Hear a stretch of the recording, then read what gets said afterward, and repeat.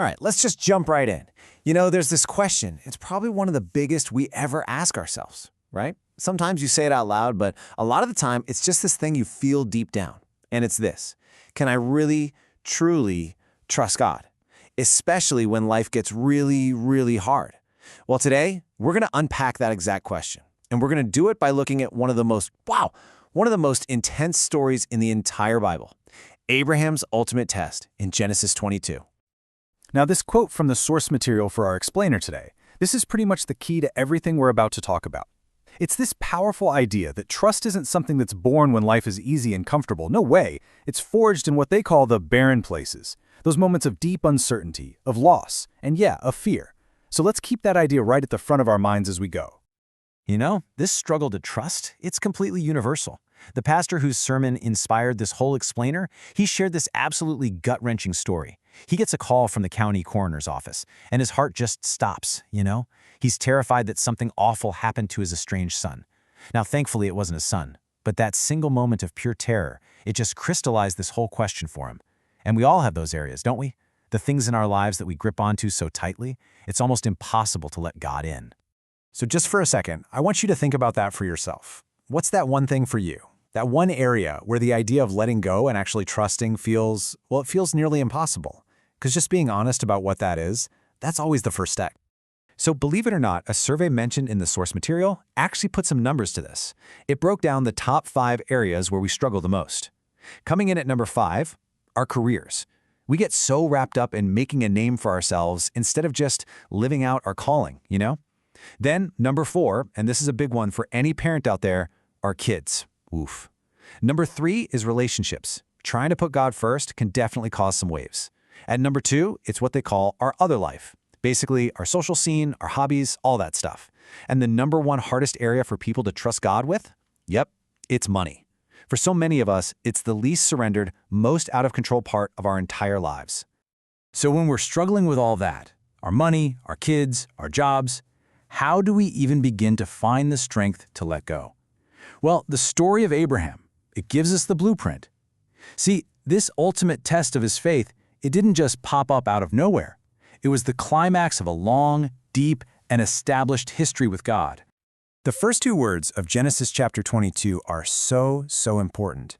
They are sometime later. That little phrase tells us everything. It tells us this story isn't about some sudden miraculous flash of faith. Not at all. It's the result of a long-term relationship. It's the proof that real, deep trust, it gets built over time, through a shared history. And maybe the most important part of that entire history is this ancient ceremony that's described back in Genesis 15. It's called a covenant. And honestly, getting a handle on this ritual is absolutely crucial if we want to understand how Abraham could possibly do what he did. And look, this was not just a simple handshake. This was a huge deal, an incredibly intense, all-in kind of agreement. So first, you'd have these tribal leaders exchange their robes. This was all about sharing their identity. Then they'd swap their belts and their weapons, which is basically saying, hey, your strength is now my strength, and your enemies, they're my enemies now too. But then came the most dramatic part. I mean, get this. They would literally cut an animal in half and create this path between the 2 pieces. And they'd walk through it in a figure 8 pattern, a symbol for infinity, making this silent vow. If I ever break this promise, may what happened to this animal happen to me. Wow. And finally, to seal the whole thing, they'd mark their hands, share a meal, and even exchange names. This is actually where Abram becomes Abraham. That awe sound, it represents the very breath of God, a sign that their lives were now totally intertwined. But here is the most incredible, absolutely jaw-dropping detail in this entire story. As this whole ceremony is happening, Abraham is put into a deep sleep. And God alone, passes between those animal pieces. Think about what that means. In that one moment, God was making an unconditional promise. He was saying, Abraham, this covenant, it's going to be broken, and it's going to be broken by you. But when it is, I will take the full penalty. I will die in your place. I mean, that single act is the bedrock of Abraham's unshakable trust. Okay, so fast forward 25 years. With the memory of that unbelievable covenant promise just burned into his soul, Abraham now faces the unthinkable. He gets a command from God that is almost too painful to even imagine. Sacrifice your own son Isaac, the very son who was the living, breathing symbol of God's promise to him. Can you imagine a tension on that journey up the mountain? It must have been just unbearable. And then Isaac, who's literally carrying the wood for his own sacrifice, he turns to his father and asks this innocent, just heartbreaking question. And what could Abraham even say? His only reply was this incredible statement of faith: God himself will provide the lamb for the burnt offering, my son. And this is what ultimate trust looks like. There's no argument, there's no trying to bargain his way out of it. He just obeys. He is so completely confident in the character of the God who made that covenant promise all those years ago. He believes that God will provide, even if it means raising Isaac from the dead to make sure his promise is fulfilled. And right at that moment, just as Abraham raises the knife, an angel of the Lord stops him. And he looks up and he sees a ram caught in a thicket. The provision, it was there the whole time.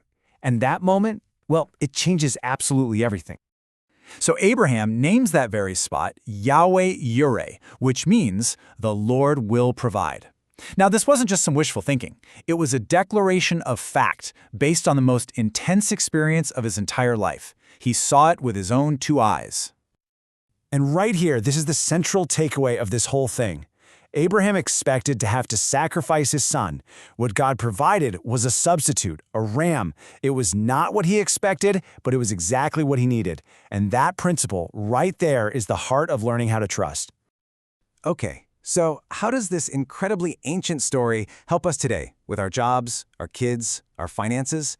Well, the key is to shift our whole perspective, to stop looking for a one-time miracle and start engaging in a lifelong marathon. So many of us, if we're honest, we kind of live in event Christianity. We show up when there's a crisis and we ask God for a miracle. But what God is really inviting us into is engaged Christianity, a marathon. It's about building a deep, daily relationship, building that history with Him, just like Abraham did, so that when the tests inevitably come, we have a real foundation of trust to stand on. So how do we actually start running this marathon of faith? Well, Psalm 130 gives us a super simple daily training plan. First, you make a conscious choice to trust in God's love, especially on those days when you really don't feel it. Second, you actively rejoice in His salvation. That means taking a minute to look back and remember all the ways He's already been faithful in your life, His track record. And third, you sing His praises. You make a deliberate choice to turn your complaints into worship. It sounds simple, but that little practice can completely transform your perspective. So we're going to end right where we began, with a question for you.